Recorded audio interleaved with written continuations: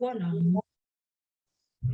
on enregistre pour tous ceux qui sont absents ce soir voilà, qui sont en vacances, par exemple. Alors, bonsoir Natacha. Bonsoir Anise. Je suis ravie de vous retrouver pour cette deuxième émission, cette deuxième session de notre vidéo, webinaire, je ne sais jamais comment on l'appelle, sur le Lean, qu'on a appelé Lean Connection, et qui est vraiment l'idée d'inviter une fois par mois une personne qui s'intéresse au Lean, qui pratique du Lean, qui aime du Lean, qui a une actualité Lean, voilà, qui fait quelque chose et qui a envie de le partager évidemment avec nous et de pouvoir justement un peu élargir au fur et à mesure ce réseau de gens qui aiment le Lean et de se connecter entre nous. D'où le nom Lean Connection. Donc, nous en sommes à notre deuxième session. Pour ceux qui sont avec nous pour la première fois, l'idée c'est qu'on discute, je vais discuter avec Natacha, puisqu'on a évidemment, j'ai lu son livre évidemment, et puis on a préparé quelques sujets ensemble. Mais n'hésitez pas au fur et à mesure de l'intervention à poser vos questions par le chat. Et puis à la fin, on peut aussi avoir un moment avec des questions où vous pourrez interagir, allumer vos caméras, vos micros, enfin voilà, pour qu'on discute ensemble. Si vous le souhaitez, ça sera comme ça plus interactif et intéressant pour tout le monde. Voilà. Qu'est-ce que j'ai à dire de plus? Alors, je suis ravie, j'ai quelque chose quand même en plus, c'est que c'est une émission internationale parce que Natacha, vous êtes en Belgique. Oui. Voilà. Donc, c'est quand même pas mal d'aller directement à l'international. Alors, d'autant plus qu'on va parler d'interculturel. Donc, on est vraiment en plein cœur du sujet. Alors, ce que j'ai lu même dans votre livre, c'est que le fait de parler la même langue, parfois, il faut gommer peut-être des aspects culturels différents parce qu'on s'imaginait qu'on avait la même vision des choses, la même vision du monde, ce qui n'est peut-être pas le cas, et peut-être qu'on en reparlera de la différence entre la France et la Belgique. Mais en tout cas, en Belgique, on fait du Lean aussi. Vous êtes tombé dessus et vous allez donc nous raconter. Alors, je prends mon livre puisqu'on va discuter ensemble de ce joli livre qui est donc Voyage au pays du Lean que vous avez écrit en 2021. Ça m'a pris en tout quand cas, même. édité en 2021. Voilà. Je suis allée voir la date, mais effectivement, c'est un petit peu plus long d'écrire un livre, donc j'imagine que voilà, ça a pu commencer un petit peu avant. Alors, peut-être que vous pouvez nous en dire un tout petit peu plus sur vous déjà aujourd'hui. Je crois que vous êtes directeur commercial et marketing. Voilà, et du coup, c'est encore plus étrange peut-être de tomber dans le Lean avec cette fonction. Bon, plus inattendu, peut-être pas plus étrange, mais plus inattendu. Tout à fait. En fait, il n'y a pas forcément de lien au départ. Effectivement, moi, j'ai toujours été dans le développement commercial, business développement et le marketing. Et en fait, disons que je suis arrivée au Lean par la porte de l'interculturel. Ce qui se passe, c'est qu'en fait, dès le début de mes études, j'ai toujours été passionnée par la découverte des nouvelles cultures, de nouveaux pays. Et donc, dès que j'avais une opportunité, je la saisissais, que ce soit pour faire un stage, que ce soit pour faire des travaux d'études. Et après avoir été diplômée, j'ai décidé de faire un master en communication interculturelle. Et à ce moment-là, j'avais remarqué que l'Afrique était un continent qui était très, très peu étudié. Il y avait très, très peu de données.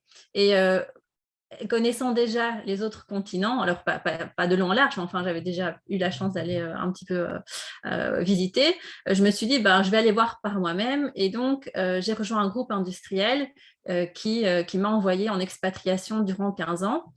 Et donc, j'ai fait 10 ans d'Afrique du sud au nord. Et ensuite, j'ai passé 3 ans, j'ai rejoint une implantation industrielle qu'on avait au Liban. Et j'ai quitté le Liban à temps, j'ai envie de dire, 2 semaines avant l'explosion du port à Beyrouth. Et je suis rentrée en Belgique, voilà, il y a à peu près 1 an et demi. Bon, jusqu'au prochain départ. Ça, on ne sait pas. C'est ça. Inch'Allah. Alors, donc, du coup, vous nous disiez, et c'est ça qui est vraiment intéressant dans votre livre, parce qu'on va voyager avec vous d'une manière un peu différente, c'est que c'est en faisant de l'interculturel. Alors, déjà, c'est quoi l'interculturel? C'est peut-être évident pour certains, peut-être pas pour tout le monde. J'ai préparé quelques slides à partir des schémas qu'on voit dans le livre, donc on pourra les regarder ensemble. Mais c'est vrai que cette dimension déjà interculturelle, c'est assez intéressant parce que ça permet de toucher du doigt des choses, alors on va voir, hein, mais qui sont peut-être un peu implicites parfois dans le livre ou qu'on n'explicite pas assez. Ou en tout cas, c'est ça qui m'a vraiment intéressée, hein, dans cette vision que vous nous proposez, qu'on va découvrir. C'est vraiment comment ça nous fait peut-être toucher du doigt des choses qui étaient plus de l'ordre de l'implicite et que ça nous permet de les mettre à jour, ce qui est quand même en plus super dans le livre, qui est quand même beaucoup basé sur la visualisation. Donc, Ouais. plongeons voilà, déjà dans ce sujet de l'interculturel. Comment ça marche?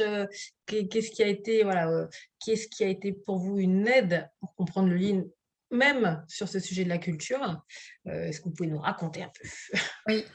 Donc, en fait, bon, pour faire simple, la communication interculturelle, c'est tout simplement l'étude de la communication interpersonnelle entre des personnes de différentes cultures. Et en fait, ce que des chercheurs contemporains ont établi, c'est que les personnes, les individus issus de différentes cultures vont adopter des comportements qui sont plutôt prévisibles et pas aléatoires dans certaines situations.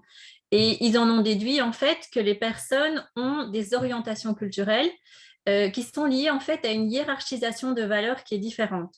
Pour vous donner un exemple, en France, la liberté d'expression euh, est plus haut dans la hiérarchisation de valeurs que, par exemple, l'harmonie du groupe, parce qu'on est clairement dans une culture individualiste, et donc l'intérêt de l'individu prime sur l'intérêt du groupe, ce qui n'est pas le cas dans d'autres cultures.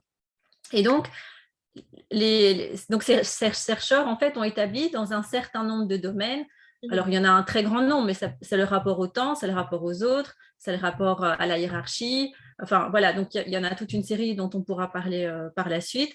Et donc, c'est ça finalement l'étude de la communication interculturelle. Et il y a juste une chose que j'aime toujours rappeler, c'est de bien dire qu'en fait, ce sont des généralités.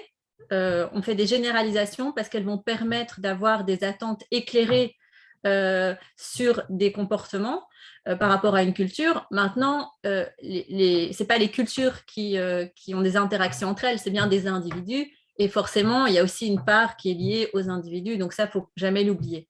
Ouais, c'est toute fin, c'est une des questions que je me suis posée, ou qu'on n'arrête pas de se poser au fur et à mesure de l'avancée du livre, c'est est-ce que ça parle d'individuel, de collectif, de culture nationale, sachant que ben, vous êtes, vous, à la fois peut-être belge, plus avec des origines d'autres pays, donc du coup, voilà, est-ce que c'est l'endroit où on a le plus vécu? Enfin voilà, en tout cas, ça pose plein de questions sur l'aspect interculturel et sur les critères qui sont après regardés et mesurer. Alors, je me suis d'ailleurs posé la question de qui. Alors, là, j'ai projeté là, c'est la question du critère autour de la gestion du temps. Là, tout à l'heure, on parlait de l'expression, par exemple, la liberté d'expression. Donc là, c'est la gestion du temps.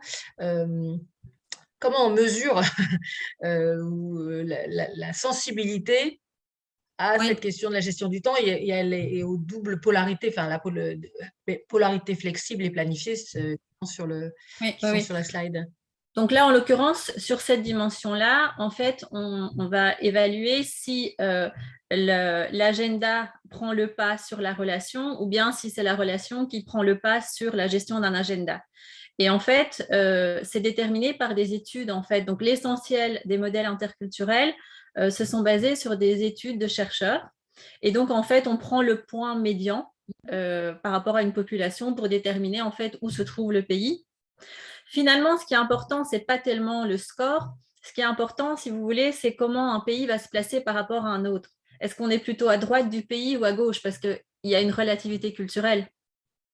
Dans la Oui, gestion du temps, par exemple, euh, des Français vont sembler être plus flexibles pour des Anglais et des Indiens, eux, vont trouver que les Anglais sont plus flexibles qu'eux. Enfin, donc voilà, tout est une question de relativité. relativité. Ouais. Voilà. Et d'ailleurs, alors évidemment, avant de regarder les pays qui sont en dessous, vous voyez, je me suis dit, bon, alors comment je me représente la France sur ce critère-là? Et je me suis dit, bah, globalement, c'est un peu des deux. Et puis Oui, évidemment, au milieu. oui, oui. Ce qui est pas, enfin, ce qui est pas aussi le cas sur tous les critères, parce qu'effectivement, on va être, enfin, les pays vont bouger, vont être parfois au milieu, parfois à droite, à gauche, enfin, suivant les choses. Et là, du coup, donc là, vous avez repris en fait, tout le positionnement que vous partagez, c'est des résultats d'études qui Tout sont à fait. Voilà, oui, oui, oui. partagés, voilà. Oui. Ok. Donc, en fait, pour les 10 dimensions que j'ai sélectionnées, qui pour moi étaient les plus impactantes dans le déploiement du Lean, effectivement, j'ai choisi des Ouais. études empiriques qui existaient. Oui, oui, tout à fait.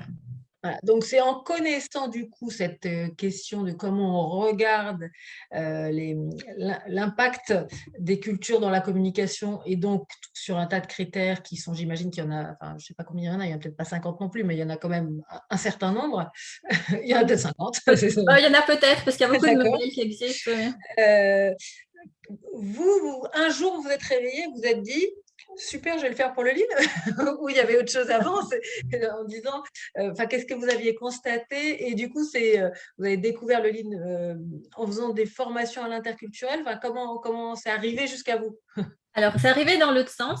En fait, passionné de communication interculturelle, on avait une université d'entreprise qui permettait en fait aux employés de partager leur expertise à la demande avec les autres, avec les collègues. Et en fait, ce qui s'est passé, c'est que le groupe s'est lancé dans une transformation Lean. C'était à l'époque où j'étais en train de quitter l'Afrique du Sud. J'étais basée en Afrique du Sud avant de partir au Liban. Et la direction Asie-Pacifique avait identifié des difficultés d'ordre culturel pour l'implémentation du Lean, essentiellement en Chine. Et donc, c'est par ce biais-là qu'ils ont contacté l'université et que le directeur de l'université m'a contacté en tant que référente culturelle et m'a demandé est-ce que je pourrais faire quelque chose, est-ce que je pourrais regarder et est-ce que la démarche culturelle, interculturelle pourrait apporter des réponses. Bon, à ce moment-là, moi, je ne connaissais absolument pas le Oui, c'est Lean. ça, c'était zéro, Oui, oui. zéro connaissance sur ce sujet-là. Ouais.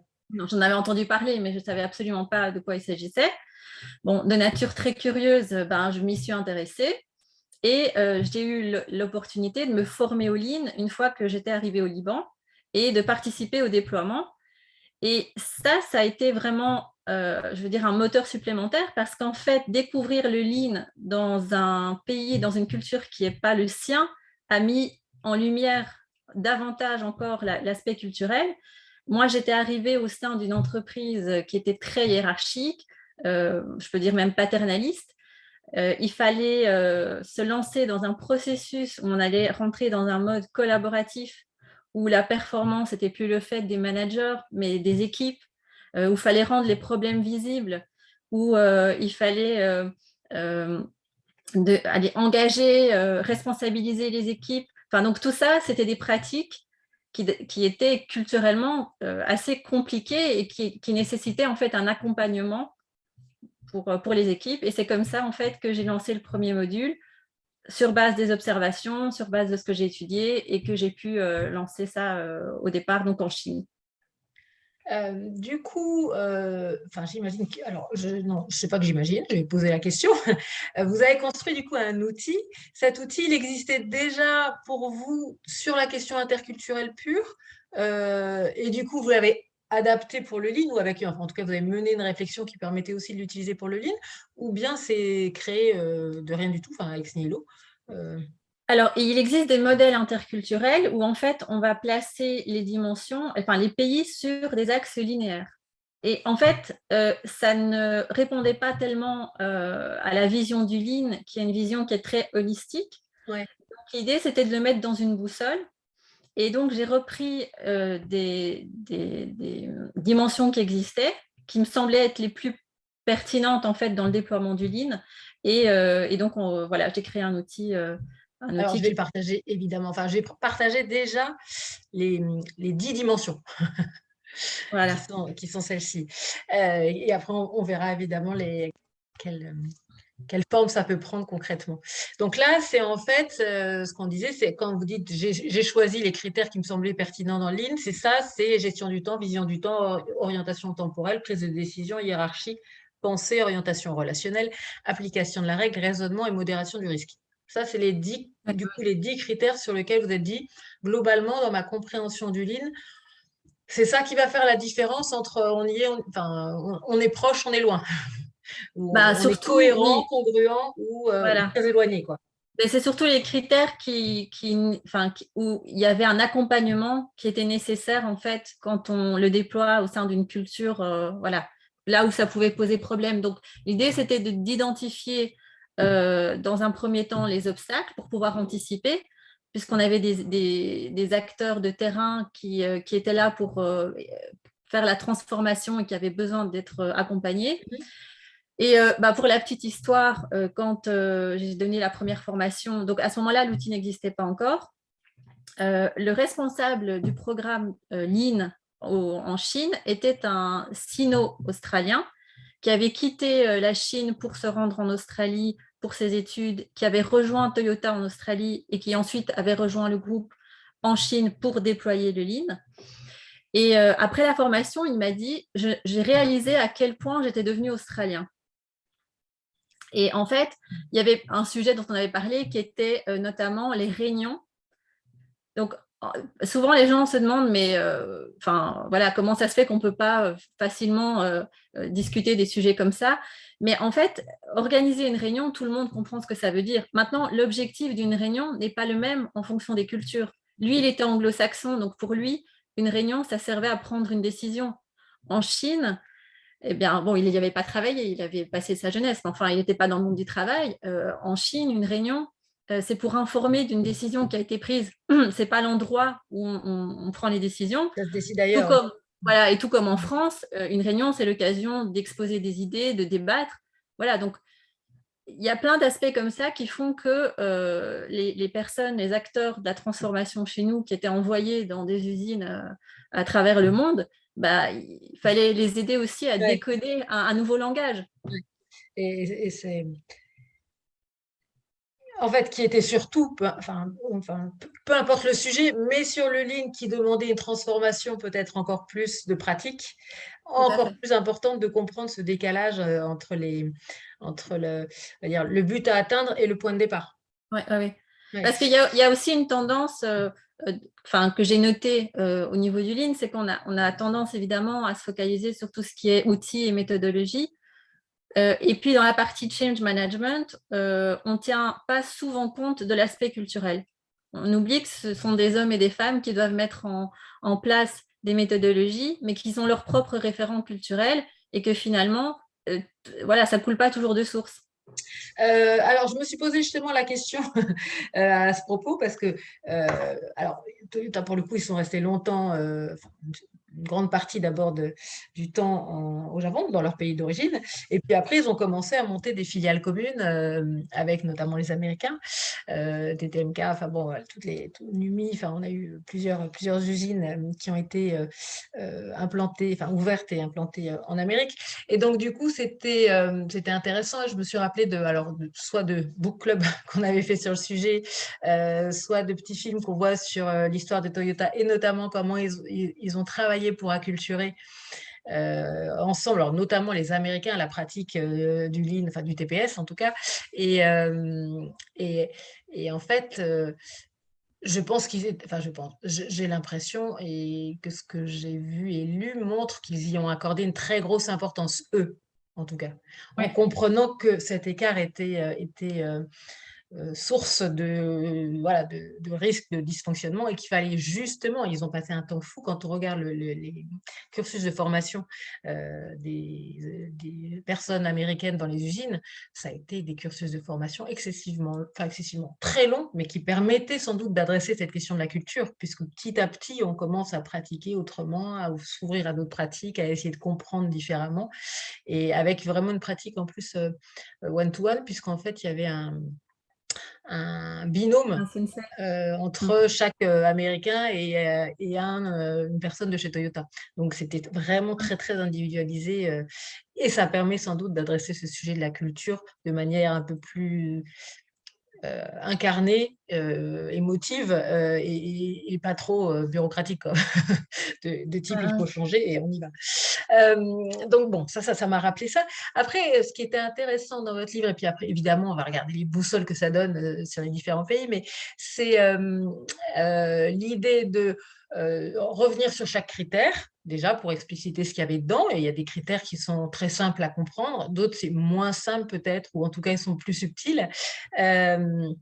Et c'était de se dire, qu'en est-il de ce critère dans la culture japonaise et qu'en est-il dans la culture Toyota? Et ça m'a amusé, c'est le mot que j'ai, voilà.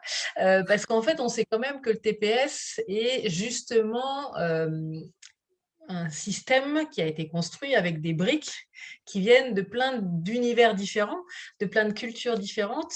Voilà, le PDCA, c'est Shewhart et Deming, voilà, des Américains. On a toute la dimension sociotechnique voilà, des systèmes, comme on regarde les systèmes à la fois humains et sociaux, qui vient d'Angleterre. On a Kurt Lewin, toute la psychologie aussi, qui a été voilà, mobilisée. Et puis bon, des outils qui venaient de tradition japonaise, mais pas uniquement. Et du coup, je me suis dit, au final, vous avez l'impression que vous en sortez avec quoi comme conclusion? Que Toyota est une entreprise vraiment japonaise ou que Toyota a une culture enfin multiple finalement, au vu de ces critères? Ah, c'est exactement la démarche, la raison pour laquelle Ouais. j'ai choisi cette démarche, c'était de mettre en avant comment ça se passait au Japon et puis le mettre en relief avec Toyota. Effectivement, ils se sont basés sur un certain nombre de méthodologies, d'outils qui venaient de l'étranger. Après, ils les ont quand même contextualisés et je suis quand même arrivée à la conclusion que la maison du Lean, les Ouais. architectes, sont quand même japonais, ils ont une vision du monde qui est japonaise. Donc, ils ont utilisé, et ça, ils le font très bien, les Japonais, la japonisation, c'est-à-dire qu'ils prennent, ils apprennent, et puis ils contextualisent et ils l'arrangent selon leurs besoins à eux. Donc Toyota est bien un système, enfin, le TPS est bien un système japonais, enfin, culturellement, en tout cas. C'est une vision du monde. Ouais, ouais, C'est une on porte vision une du vision du monde monde, qui est c'est clair, ouais, japonaise. ok. Après, ils ont répondu à des difficultés, à des obstacles qui peuvent être de l'ordre culturel, notamment dans la communication. On sait que la communication japonaise est la plus implicite au monde. Et donc, ils Oui, ont créé des flux. Enfin, voilà, on est dans le visuel, on est dans le flot d'informations, justement pour que l'information circule sans qu'on ait besoin forcément de le faire de manière explicite ou informelle. Voilà. bah, en tout cas, oui, c'est comme on donne à voir, en tout cas, et on partage le plus largement. Alors, on va peut-être rentrer du coup dans ce que ça donne, mais en fait, j'avais même repris une photo que je vais partager, que je trouvais quand même intéressante, notamment sur cette question holistique du critère de comment est la pensée. Alors, je vais repartager mon écran. J'ai toujours peur de faire des choses maintenant, parce que la dernière fois, je n'ai pas laissé passer un truc que je n'ai pas compris. J'ai repris cette photo que je trouvais intéressante pour essayer de comprendre euh, comment on pouvait rendre visible, pour le coup, des visions du monde différentes. Alors là, en l'occurrence, c'était entre un Américain et un Asiatique. Est-ce que vous pouvez nous raconter cette photo, du coup, enfin, voilà, qu'est-ce qu'elle représente comme critère et comme différentes façons de regarder le monde? Donc, en fait, on a demandé à des étudiants de faire un portrait d'une personne. Et donc, effectivement, les Américains ont pris le portrait pour eux, c'était la personne selon ses critères, enfin, ils la voyaient indépendamment, si vous voulez, de son environnement. C'est la Et photo à de côté de gauche. ça, et la photo de gauche, et les Asiatiques trouvaient que c'était juste la photo d'un visage, parce qu'ils n'arrivaient pas à situer la personne, ils ne comprenaient pas le contexte, qui elle est. Là, on voit, voilà, elle est habillée de cette manière-là, donc elle doit sans doute être en été, c'est sans doute une étudiante, elle a l'air d'être dans une classroom, dans une classe. Donc voilà, il n'y avait pas d'indication sur son environnement, et donc pour eux, ce n'était pas un portrait, c'était un visage. Et donc, celle de droite, c'est celle d'une vision, pour le coup, qui serait plus Voilà. asiatique, de quand on demande un portrait à une personne asiatique, elle nous donne finalement une vision plus large de la Oui, situation. Elle nous oui, donne à oui. voir la situation et le contexte. Il s'intéresse à la fois aux relations entre les individus et entre l'individu et son environnement. Ouais.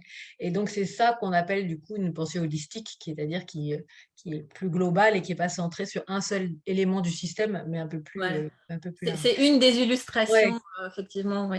Je trouvais qu'elle était très parlante face à une même consigne, finalement, comment on peut la représenter de différentes manières. Je ne sais pas ce que moi j'aurais fait, mais voilà, ça m'a interrogée, en tout cas, sur qu'est-ce que j'aurais fait.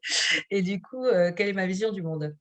Un Alors, autre exemple, peut-être juste si je peux me ouais, permettre, qui peut illustrer ça, c'est aussi le fait que, donc, enfin, dans cette dimension-là, nous, les personnes qui ont une orientation qui va être plus analytique, on va se baser sur les critères, sur les attributs des éléments. Donc, on aura tendance à classer ensemble du papier journal et un carnet de notes ou un magazine, alors que dans les cultures holistiques, on a tendance à plutôt à joindre ensemble un papier et un crayon, puisqu'il y a une relation fonctionnelle. Ouais. Donc, c'est aussi une des illustrations du fait que le mode de pensée est différent. Non, c'est vraiment, enfin, du coup, c'est vraiment, ce genre d'exemple montre bien effectivement une façon de regarder les choses très différentes. Alors, du coup, on va évidemment aller voir la boussole maintenant avec des exemples. Alors, du coup, ce que j'en ai compris, c'est donc sur les 10 critères qu'on a vus tout à l'heure et sur lesquels à chaque fois on a 2 polarités, comment on va pouvoir situer chacun des pays en l'occurrence, parce que là c'est l'exemple du Japon et de la Chine, par rapport au positionnement du lean. Ouais. Donc, le positionnement du lean sur le critère, par exemple, de la vision du temps, c'est une orientation long terme. Donc là, en l'occurrence, le Japon et la Chine seraient tous les deux dans des orientations du temps plutôt en long terme, alors qu'à l'inverse, sur la gestion, on a le Japon qui est très proche du lean et la Chine qui est à l'opposé. Oui, tout à fait. Voilà. Alors, racontez-nous, voilà, qu'est-ce que ça vous donne à voir? Et là, qu'est-ce que vous feriez en voyant ça? On a un autre exemple derrière avec 2 autres pays. Ouais, d'accord. Donc, en fait, effectivement, à partir du moment où on veut se lancer dans une transformation lean, ce qui était le cas de l'entreprise il y a quelques années en Chine, eh bien, il va falloir on va dire, anticiper certains obstacles de nature culturelle, notamment effectivement la gestion du temps. Moi, j'avais l'habitude de dire, quand j'habitais en Chine, que les Chinois étaient les Africains de l'Asie, parce qu'en fait, ils sont très opportunistes et ils gèrent en fait sur le moment. Donc, il y a très, très peu de planification. On sait qu'on va faire les choses, mais on ne sait jamais à quel moment on va les faire. Et puis, les règles, en fait, à la différence du Japon, c'est que le contexte va prédominer et la relation sur la règle. C'est-à-dire que, notamment donc dans le lean, une fois qu'on a décidé d'un standard qui est la meilleure façon de faire à un moment donné, en fait, il n'y a pas de variation, il n'y a pas de déviation possible. Alors qu'au niveau de la Chine, les règles, on va les contextualiser. À l'extérieur de l'usine, par exemple, ce n'est pas parce que, je ne sais pas, un feu est rouge qu'on va s'y arrêter. Mais donc, dans l'usine, les règles, elles vont être strictes et donc, ça va requérir un certain décryptage, si vous voulez, sur les attentes. Il y avait aussi, ici, je vois la prise de décision. La prise de décision en Chine, elle est faite, c'est top-down. Donc, sur la prise de décision, les 2 critères, c'est soit consensuel, soit par le chef.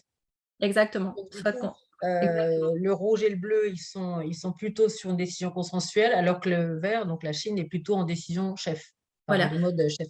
Exactement. Donc, quand on attend de ses subordonnés en Chine de rentrer dans un mode collaboratif, eh bien, ça va demander un accompagnement. On ne va pas juste dire aux gens, à partir d'aujourd'hui, on aimerait bien que vous participiez aux décisions, donnez votre avis. Bon, ça ne se fait pas comme ça non plus au Japon. Oui, mais en tout cas, ça montre de manière informelle.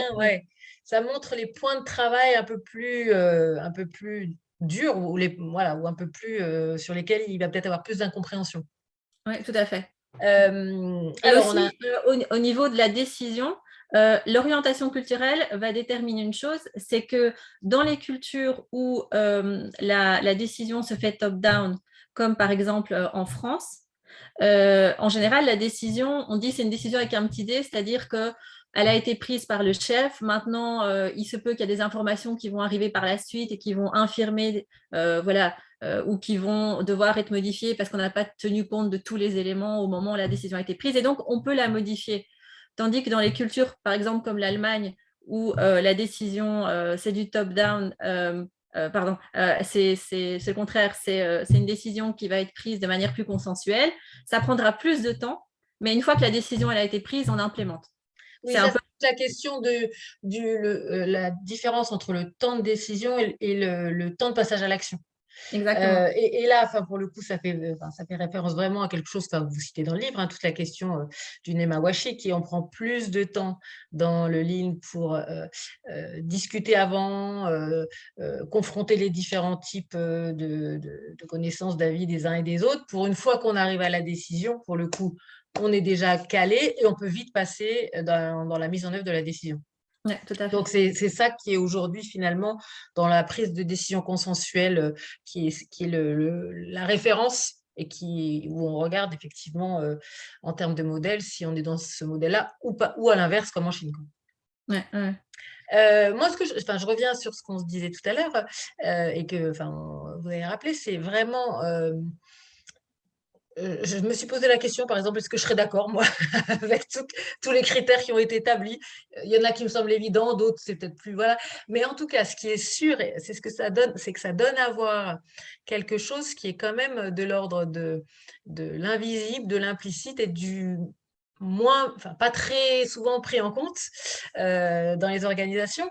Alors, parce que, alors c'est un peu compliqué peut-être dans des organisations internationales, puisque maintenant on a quand même aussi beaucoup d'organisations internationales. Sur quel modèle elles sont? Alors elles sont évidemment en Chine, elles sont un peu plus chinoises, au Japon un peu plus japonaises et en Amérique un peu plus américaines. Mais c'est toute la question et on partagera tout à l'heure un graphique qui est, on a quand même peut-être une culture managériale qui est presque mondiale aujourd'hui ou en tout cas qui est mondialisée dans la forme dominante qu'elle prend. Et du coup, c'était intéressant de la relire aussi à l'aune de ces critères. Et Ouais. moi, j'ai fait le petit exercice, je vous le montrerai tout à l'heure. Mais Mais c'est intéressant de noter que dans beaucoup d'organisations, notamment américaines, en fait, il y a entre guillemets, des codes qui sont transmis aux employés avec comment on fait un mail, comment est-ce qu'on donne un feedback. Donc, il y a un peu, si vous voulez, comment dire, une marche à suivre. Alors qu'on ne trouve pas ça, enfin moi, dans un groupe français, c'est très informel. Et donc, voilà. Donc, il y a effectivement des groupes internationaux qui ont, si vous voulez, décrété des manières de faire que tout le monde doit suivre. Notamment, enfin, ici à Bruxelles, on a des institutions européennes. Je sais notamment qu'à la Commission européenne, ils ont des prescriptions de comment est-ce qu'on fait un feedback négatif, etc. ouais. En fait, c'est des standards de fonctionnement à- pour des gens qui ont des cultures très différentes et qui, du coup, Ouais, ouais. s'alignent finalement sur le standard, quoi. Ça Et on revient. peut tout à fait adopter une culture au travail qui n'est pas forcément la culture euh, sociale. Moi, c'était le cas en Afrique du Sud. On Ouais. avait des codes de travail très anglo-saxons, mais une fois sortis, voilà, c'était un pays avec énormément de communautés. Et finalement, c'était des communautés qui vivaient les unes à côté des autres, mais avec des rapports culturels totalement différents. Et même, par exemple, entre les Afrikaners les Sud-Africains blancs d'origine anglaise, il y avait des différences notables dans la culture. Mm, mm. Donc là, en tout cas, ça donne à voir des choses. Donc là, j'ai changé, j'ai mis un deuxième exemple de boussole avec deux pays Ah oui. encore différents qui sont donc le Maroc et la Suède, où on voit des formes qui se dessinent qui sont différentes et où on voit effectivement que les endroits où ça va être plus facile et plus congruent avec la démarche Lean sont très différents d'un pays à l'autre. Je ne sais pas si vous avez travaillé du coup peut-être au Maroc, peut-être pas en Suède, j'en sais rien. Ah. Et du coup, au Maroc, enfin, vous avez essayé d'implanter du Lean ou de faire de l'interculturel au Maroc, justement, ouais. Et alors, Oui, oui, donc ouais, pas moi personnellement, donc, mais une de mes collègues a eu donc à accompagner aussi bien au Maroc qu'en Suède. Et justement, elle m'expliquait que au Maroc, bon, déjà, elle avait dû expliquer quelles étaient ses attentes en termes de gestion du temps. Euh, et ensuite, lorsqu'elle demandait qu'on organise des workshops, les directeurs ne venaient jamais et elle a dû, enfin, elle a appris par la suite qu'en fait, il fallait que les invitations soient envoyées par le directeur de l'usine, enfin, par le CEO, pardon, ou ouais. le directeur de l'usine au directeur, aux autres directeurs pour qu'ils participent en fait au workshop. Alors que effectivement, dans les pays scandinaves, notamment donc en Suède, le projet qu'elle avait fait, eh bien voilà, Elle n'avait pas besoin de passer la chaîne hiérarchique pour avoir tout le monde et que tout le monde participe à la même enseigne, manager ou Ouais. collaborateur.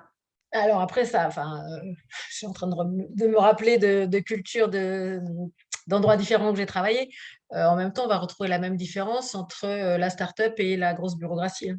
Ouais, Enfin voilà, ouais, il y a des questions qui sont des cultures d'entreprise ou des cultures d'organisation, enfin organisationnelles. tout à fait. Euh, Et juste peut-être pour illustrer ça, ouais, et je pense que je le lis dans le livre, euh, on sait par exemple que la gestion du temps est très flexible en Inde. C'est pas pour ça que le journal parlé ne commence pas à 8 heures et que les avions ne décollent pas à l'heure à oui, bien l'aéroport sûr. Ouais. international. Donc voilà. Après, les gens s'adaptent et les pratiques du travail, et c'est ça aussi qui est intéressant quand on se lance dans une démarche, c'est que finalement, au travers des pratiques, les gens acquièrent des nouvelles façons de faire et même ça peut aller jusqu'à des nouvelles manières de penser, mais ça, je pense qu'on va, Absolument. on va y arriver. Ouais. Du coup, alors on voit pas ni la France ni la Belgique sur les diagrammes. Enfin là, je les ai pas vus, je vous les ai pas mis.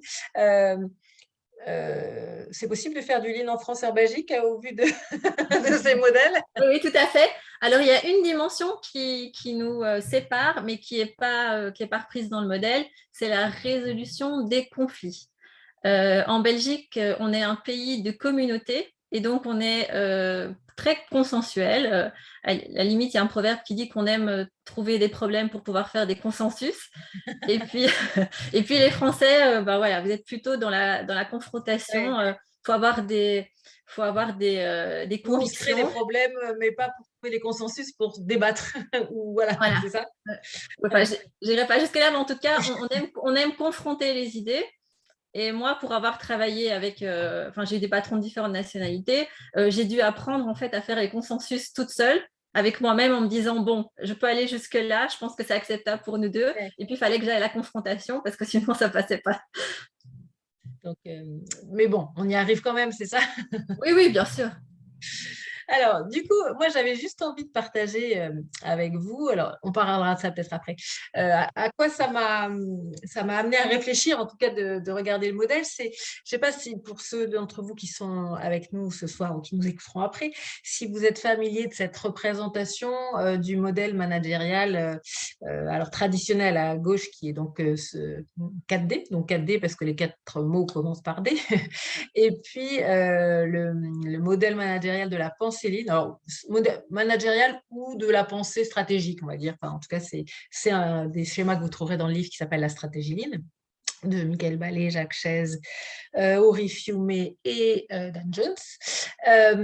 Et donc, je me suis dit, alors, le modèle 4D, c'est vraiment comment le patron ou la direction définit la stratégie, décide de là où il faut aller, dit à tout le monde, il faut aller là, je sais, vous y allez, et après, gère on va dire, les difficultés de mise en œuvre. Enfin, gère ou des mails, ou voilà, on a vu que ce n'était pas forcément très, très facile sur le terrain. Alors que dans la pensée ligne, qui est donc 4C, on est plutôt dans comment on va aller chercher sur le terrain, regarder la vraie vie des gens dans leur travail, les problèmes auxquels ils sont confrontés et leur faire face, accepter de voir que même les décisions qu'on a prises ou les évolutions en cours sont en train de nous confronter à un certain type de problème. Regarder ensemble comment on peut cadrer ce qu'on est en train de vivre et définir comment on veut essayer de résoudre ce problème, et ensuite co-construire avec les équipes sur le terrain la façon d'y aller. Une fois qu'on s'est cadré on s'est mis d'accord sur comment on va y aller, c'est du coup on co-construit, c'est dur à dire, avec les équipes. Et du coup, je me suis dit que sur ces 2 modèles, quand on regardait les façons les critères qui étaient relatifs à la boussole ligne que vous proposez, dans le modèle 4D, on avait vraiment une vision hiérarchique fondée sur le statut. C'est le statut du chef qui va prédominer. La décision est bien sûr prise par le chef. La vision du temps est linéaire et à court terme, et on est sur un raisonnement théorique. Ouais. Et qu'à l'inverse, dans la pensée Lean, et là, on va rejoindre évidemment la boussole Lean. Alors là, je l'ai regardé sur 4 critères uniquement, mais on peut même aller plus dans le détail. Mais on avait à l'inverse une vision hiérarchique fondée sur la compétence du chef dans sa connaissance du métier, de l'activité, de son organisation. Une décision qui impliquait le groupe, qui était donc plus aussi consensuelle, une vision du temps circulaire et à long terme, puisqu'on est vraiment là-dedans, on va voir, on réfléchit, on retourne, on discute, enfin vraiment dans une vision beaucoup plus circulaire, et puis un raisonnement fondé sur l'observation et sur la réalité du terrain. Et qu'on voyait bien du coup, à l'aune de ces 4 critères culturels, des façons de manager l'entreprise très différentes. Voilà, j'ai trouvé que c'était assez pertinent. Et en posant la question, du coup, est-ce qu'on a une culture managériale mondiale, internationale? Puisque quand même, globalement, la majorité des boîtes fonctionnent sur le modèle des 4D. Alors, la majorité, en tout cas, des boîtes occidentales, on va dire. Je pense qu'on peut, on peut Bon, élargir. parce que la connaissance s'arrête là, voilà. Et voilà, en tout cas, au-delà de la culture nationale, enfin, du pays, c'est vraiment comme on s'est finalement on s'est créé une culture managériale quasiment unique, mondiale, mais qui repose sur des critères. Alors, elle a pris des critères qui sont je ne sais pas si c'est les meilleurs ou les moins bons, je ne sais pas s'il faut mettre du jugement, mais voilà, de certains pays qu'elle a constitué dans un modèle. Voilà, donc j'ai trouvé que, en tout cas, ça m'a. Et je me suis dit que sur les autres critères que je n'avais pas explorés, ça serait intéressant d'aller voir et d'être un peu plus fin. Cela me paraissait vraiment évident, en tout cas. Oui, oui. Alors, je sais Et pas puis, si. je pense aussi qu'il y a une très grande différence entre les entreprises privées puis les entreprises étatiques, parce que moi, j'ai pas mal travaillé aussi avec des entreprises publiques, et il y a aussi une très grande différence entre les générations. C'est-à-dire que j'ai eu l'occasion de travailler avec des gens qui étaient plutôt de ma génération et d'autres personnes qui étaient plus âgées, et je voyais bien que finalement, voilà, on a suivi les mêmes cursus universitaires, on suit les mêmes TEDx, donc finalement, on se retrouve effectivement dans les pratiques sur des critères qui sont assez similaires et des attentes. Mais bon, au-delà de ça, au-delà des orientations culturelles, effectivement, on a des besoins, mais ça on y reviendra après dans la notion de système, mais sur des besoins qui sont universels. Il y a aussi ça. Oui, alors, du coup, ça, c'est celle que j'avais d'ailleurs peut-être positionnée avant. Euh, ce que vous essayez de dire, c'est que tout ça, de toute façon, fonctionne en système. Ouais. Et que le TPS est un système, de toute façon, ça c'est pour le coup. Mais voilà, comment vous reliez le TPS et la question du Lean, du coup, à vous une vision de système culturel qui est, voilà, comment ça marche en tout cas dans cette vision de l'interculturel par rapport à ça. Donc, en fait, pour moi, il y avait le niveau de l'individu qui était le premier triangle. Ensuite, il y a le deuxième triangle donc, qui représente les 3 axes comportementaux qui regroupent en fait les 10 dimensions dont je parle dans la boussole. Donc, il y a la manière de se relier à son environnement et aux autres. Il y a la manière de planifier, donc, qui va regrouper tout le rapport au temps. Et puis, il y a la manière d'agir, notamment le rapport aux règles, le rapport aux risques, la manière aussi d'aborder les choses plus théoriques ou plus empiriques. Et puis finalement, c'est une boussole, mais vers quoi on tend? Et plus je me suis intéressée au Lean, et plus j'ai aussi vu les critiques qu'on pouvait en faire, et je me suis demandé, mais finalement, qu'est-ce qui distingue Toyota, son système originel, du Lean qu'on essaye de vendre comme du Lean, et où finalement, c'est plus l'humain qui est au centre, mais c'est plutôt l'humain qui se retrouve quasiment asservi à des process et à un système. Et en fait, je pense tout simplement que la boussole, avec l'image de la boussole, doit tendre vers des valeurs cardinales, finalement, qui sont d'assurer, et ça c'est la responsabilité de l'organisation, du système managérial, d'assurer l'équité, l'interdépendance et la pérennité. Et en fait, finalement, ces 3 pôles répondent aux besoins psychosociaux. Ça rejoignait en fait la pyramide de Maslow, qui sont les besoins universels des êtres humains, qui sont le besoin de sécurité, le besoin de reconnaissance et le besoin d'appartenance finalement. Et donc, du coup, c'est les 3 valeurs, selon vous, qui sont Indissociable d'un système libre. et d'un système qui va fonctionner pas pour lui-même, mais pour intégrer dans lui-même, dans le système de la société, du monde. Voilà. Voilà. Ouais. Enfin, en même temps, Lean ou pas, toute organisation, voilà, Et, il faut créer normalement. Voilà. Alors, en même temps, c'est bien la question, hein, même du modèle 4C, 4D, enfin, au 4D, 4C, c'est qu'est-ce que ça emporte comme vision du monde? Et on revient aussi au modèle culturel. Est-ce qu'on est dans un monde avec une vision mécaniste où voilà, les gens sont finalement, on fait ça, il se passe ça? Ou est-ce qu'on est dans un monde qui est plutôt proche du vivant et qui est plutôt un organisme voilà, qui se développe avec différents types de composants et qui interagissent les unes avec les autres, plus un modèle effectivement biologique ou en tout cas à l'image du vivant? Et qui est du coup là, dont la fonction est en général, alors l'équité, je ne sais pas comment ça se gère un système, un organisme vivant, mais en tout cas l'interdépendance et la pérennité, voilà, c'est, c'est vraiment au Ouais. cœur du développement de ce type d'organisme. Donc L'équité, ça pour emporte moi, bien ça. c'était lié vraiment à tout ce qui est transparence et le fait que les personnes sentent qu'ils sont traités de manière équitable. Et donc, c'est un peu un prérequis pour construire la confiance, en fait.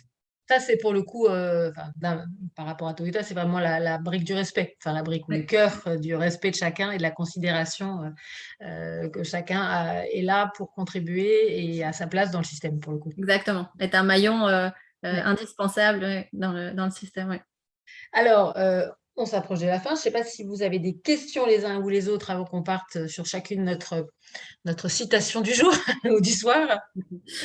Et si vous en avez, n'hésitez pas. Alors, j'ai peut-être d'ailleurs arrêté l'écran. Hop, c'est là. Cherchez ma souris. Si vous en avez, vous pouvez lever la main, discuter par le chat, ouvrir votre caméra comme vous voulez. Et si vous n'en avez pas, on va continuer. C'est vous qui nous dites. Je ne sais pas si, pour l'instant, pas de discussion, enfin pas de mots qui arrivent par le chat. Du coup, ce que vous m'avez dit quand on a discuté, c'est que pour vous, il y avait une citation alors de Taishi Ono, qui est quand même un des pères fondateurs du TPS, qui vous avait beaucoup marqué et qui vous a peut-être, genre, je sais pas ce que ça, enfin, est-ce que c'est après avoir pratiqué le lean que tout d'un coup vous vous êtes dit, voilà, cette phrase, elle porte la vision que j'ai du lean, et qu'est-ce qui vous a fait dire ça? Est-ce que c'est votre expérience? Voilà, parce que en fait, quand on accompagne des équipes, parfois on fait du lean, parfois on en fait un peu moins. Enfin voilà, je ne sais pas très bien du coup comment elle s'est révélée à vous, cette phrase. Oui, donc en fait, la phrase, alors je vais la faire en français parce que je l'ai en anglais dans la tête, mais donc, Je vais la projeter oui, comme ça. Je l'ai marquée, je vais la reprojeter. Elle va être là. On pourra la. Alors, hop. Voilà. voilà. Donc, si vous envisagez de faire du TPS, vous devez le faire jusqu'au bout. Vous devez également changer votre façon de penser. Vous devez changer votre façon de voir les choses.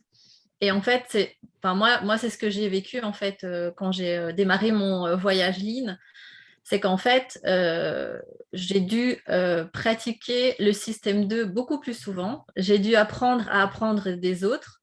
Et donc, on se retrouve dans une démarche où et c'est assez similaire en fait avec la démarche interculturelle où en fait on est sur un cheminement. On ne se réveille pas un matin en se disant ça y est, je suis capable de gérer toutes les interrelations culturelles qui pourraient m'arriver. Comme on ne se réveille pas un matin en se disant ça y est, on a atteint l'excellence opérationnelle, on est au sommet du sommet, il n'y a plus rien à faire. On doit toujours s'adapter sans arrêt. Et finalement, ça nous donne des clés de compréhension et on est sur un cheminement d'apprentissage sans fin.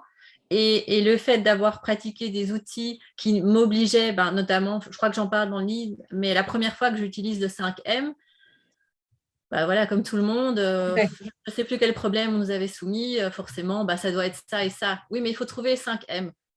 Bon, ok, on va commencer à chercher là et là. Et puis finalement, quand on gratte et qu'on cherche et qu'on pose des questions, en fait, on retourne sur d'autres M, on trouve d'autres portes à investiguer. Et finalement, c'est ça ce que m'a appris le Lean, en fait. Ouais. Système 2, pour ceux qui sont peut-être pas familiers avec cette expression, c'est la partie du cerveau qui nous oblige à réfléchir et non pas à réagir et à être dans la réaction pure, immédiate, court terme, et souvent donc basée sur des solutions qu'on a déjà expérimentées. Et donc, c'est plus du réflexe que de la réflexion. Et du coup, là, donc, c'est effectivement cet outil 5M, c'est un outil qui aide à réfléchir sur le problème qu'on rencontre, la situation qu'on rencontre. Et les outils du Lean sont vraiment là pour justement nous aider à réfléchir et nous aider à stimuler et à ouvrir notre système 2 et non pas se contenter d'être dans la réaction à un sujet et de reproduire ce qu'on a déjà fait X fois. Ce qui est effectivement vraiment important si on veut essayer voilà, de changer la situation. Effectivement, alors du coup, c'est vraiment cette façon de comment on change de pensée, comment on accueille l'autre et des pensées différentes voilà, avec ouverture, avec bienveillance, sans critique, etc. Donc, enfin, on retrouve bien cette façon-là. Alors moi, j'ai choisi une autre citation que j'ai vue dans le livre, hein, donc je ne la connaissais pas, mais que j'ai trouvée tellement, tellement parlante. C'est donc Emmanuel Kant qui dit « Nous ne voyons pas le monde tel qu'il est, mais plutôt tel que nous sommes ». Ouais. Et j'ai trouvé que c'était tellement, ça m'a tellement parlé cette phrase. Et je vois pour le coup, alors j'accompagne des équipes et on partage autour de la question de qu'est-ce qu'on voit ensemble, qu'est-ce qu'on chacun voit d'une situation, qu'est-ce que chacun projette que les autres pensent. Et on voit bien qu'on est quand même tellement égocentré, enfin dans nos réflexions, voire ethnocentré, si on parle d'un point de vue culturel. Et du coup, c'est vrai que enfin, le Lean qui est basé sur de l'apprentissage et qui est pour moi vraiment du coup, comme on apprend à expérimenter des choses nouvelles qui vont venir élargir, enfin, nous apprendre des choses et donc élargir notre point de vue, c'est une façon d'enrichir notre vision du monde et d'être vraiment beaucoup plus ouvert ou en tout cas d'être nous-mêmes plus grands pour voir le monde en plus grand peut-être aussi. J'ai trouvé que c'était du coup une phrase que je trouvais très intéressante dans cette perspective d'apprendre. Et puisque plus on apprend, plus on est équipé pour aussi justement voir le monde avec peut-être plus de bienveillance et pas simplement à l'aune de notre petit monde initial ou de notre plus petit monde initial. On a peut-être, voilà. Donc, j'ai trouvé que c'était une très jolie citation et j'avais envie de vous remercier de l'avoir mis comme ça dans ce livre. Elle va rester avec moi. Tant mieux. Si nous n'avons pas de questions qui arrivent, alors moi, je vais vous en poser une dernière. Peut-être deux, allez, deux dernières. Est-ce qu'il y a un livre? J'ai vu que vous citiez plein d'ouvrages, plein d'études, alors que ce soit sur l'interculturel, sur le Lean. Est-ce qu'il y a un livre qui vous a particulièrement marqué et qui vous a peut-être voilà, encore plus poussé à aller plus loin sur ce domaine parmi tous ceux que vous avez lus? Par rapport à l'interculturel ou par rapport Par au Lean? rapport au Lean, plutôt. Par rapport au Lean, Voilà, en tout cas. moi, j'ai trouvé Toyota Way très, très intéressant parce que voilà, il y avait beaucoup d'exemples. Il y avait aussi toute une partie où il expliquait comment Toyota avait pu déployer son modèle à l'étranger, puisque forcément, c'était le sujet aussi Ouais. qui m'intéressait. Je pense que c'était Pete Gritton qui disait, donc c'est le VP RH Toyota États-Unis, qui disait qu'ils ont pris des années à établir ce qui devait être transposé à la lettre sans concession et ce qui pouvait ou devait être adapté. Ajusté, ouais. Ouais. Donc j'ai trouvé ça très intéressant de voir un peu la démarche de Toyota quand ils se sont internationalisés. Ouais, c'est vrai que ça a été une vraie réflexion pour le coup interculturelle. Et puis, il y avait cet aspect de l'usine qui grandissait. Ils considéraient les premières usines en fait comme des bébés, entre guillemets, et donc on leur demandait pas trop de complexité au niveau des produits, etc., le temps qu'ils se rôdent. Et puis ensuite, voilà, l'usine grandissait avec cette image du bébé qui devient adulte. Bon, et donc, il faisait des petits après. Voilà. Et dernière question, par rapport à tout ce que vous avez exploré, ce que ça vous a donné comme envie, même d'aller plus loin, je vous donne une baguette magique, là, ce soir, vous en faites quoi? Alors, On n'avait pas préparé. non, pas du tout. Euh, oui, enfin moi, ce qui m'intéresserait, c'est d'aller plus loin, peut-être d'aller au Japon. Ah, Pour pour voir pouvoir... en vrai, enfin, ou en vrai, vous êtes peut-être déjà allé, mais Alors non, Jamais. Alors, non, c'est un pays qui m'a toujours passionnée. J'ai passé pas mal de temps en Chine, mais effectivement, j'ai pas eu la chance d'aller au Japon, mais c'est un projet. Bon, eh ben, je vous conseille vivement d'y aller. Enfin, moi, ça a été un vrai coup de cœur, ou une vraie découverte, et effectivement passionnante. Et j'ai très, très envie d'y retourner. Donc, voilà, peut-être qu'on se croisera au Japon un jour sur les routes voilà, de Kyoto, Tokyo ou Toyota ville. Bon, bah super. Alors, tiens, j'ai une question qui arrive à ce moment-là que je vais peut-être. Alors, une question qui, où peut-on acheter le livre? Alors, Ah, je vous laisse répondre. à la Fnac, Je pense sur aussi, ouais. Amazon, oui, oui, oui. Il est édité aux éditions de la FNOR, hein. Donc, du coup, enfin, il est assez, je pense, assez diffusé enfin, dans des réseaux on va dire traditionnels pour les livres professionnels, quoi. Oui, oui, oui. Donc, Et peut-être pour la boussole, de dire qu'elle elle est disponible, c'est gratuit, c'est sur le site Lean Cultural Concept. Et donc, on peut sélectionner le pays et se positionner par rapport à d'autres cultures où on doit aller implémenter le Lean éventuellement ou bien par rapport à la culture Lean. Ouais. ça, c'est super de mettre à disposition les outils. Donc, c'est une façon de partager tous les apprentissages qui ont été faits. Donc, bravo. Bon, ben, on est arrivé au terme de notre discussion. Merci beaucoup pour cet échange enfin, assez inédit sur cette question du livre. Donc, moi, j'ai trouvé que c'était intéressant. Puis en plus, alors, encore une fois, on le voit avec votre œil expérimenté sur les voyages interculturels. Donc, vous avez pu expérimenter tout ça. Et c'était vraiment intéressant. Moi, c'est ce que je disais, ça m'a vraiment fait me poser des questions par rapport à moi, mes connaissances Lean, mon approche Lean, et peut-être de regarder un peu plus finement certaines choses. Donc, j'ai trouvé que c'était très intéressant. Je suis en train la prochaine fois que nous irons sur un livre, et peut-être à l'international, cette fois-ci, ce sera peut-être avec un Québécois. Donc, on va continuer notre exploration des façons de faire du Lean dans les différents pays. J'avoue que là, c'est encore en français. C'est un peu plus facile, sans doute aussi. Euh, prochaine édition de notre Lean Connection, ce sera le 23 mars, donc pile dans un mois. Et alors là, on va changer de sujet. Enfin, ça va être encore une autre façon de regarder le Lean. C'est le Lean pour les jeunes, est-ce qu'aujourd'hui ça a encore du sens? Est-ce que c'est une théorie qui les séduit? Si oui, pourquoi? Sinon, pourquoi? Et qu'est-ce qu'ils feraient à la place s'ils ne veulent pas prendre le Lean? En tout cas, on aura avec nous un panel de 3, 4, 5 jeunes qui nous raconteront comment ils voient le Lean aujourd'hui et en quoi ça les, ça les aide ou pas dans les organisations où ils sont, est-ce que ça les engage ou pas, parce que toute la question aujourd'hui est aussi comment engager les jeunes et les jeunes générations dans les entreprises à un moment où tout est en perte de sens et où on voit qu'il y a des démissions en masse. Un sujet autour de est-ce que le Lean est encore séduisant, intéressant, pertinent pour des gens qui ont moins de 40 ans aujourd'hui. Voilà, une autre façon d'avancer sur le sujet. Merci à tous. Merci Natacha. Très bonne fin de soirée à Bruxelles ou À Waterloo. à Bruxelles? À Waterloo. Ça fait mal aux oreilles. Ouais. Désolée. Mais Waterloo, c'est sans doute très très bien. Je ne connais pas, mais j'y penserai la prochaine fois. Merci à vous, bonne Bonne soirée. soirée. Au Et revoir. j'envoie un petit message très sympa, je le partage tout de suite de Sophie, qui dit que c'était une remercie de la soirée. Merci Sophie. À bientôt, au revoir.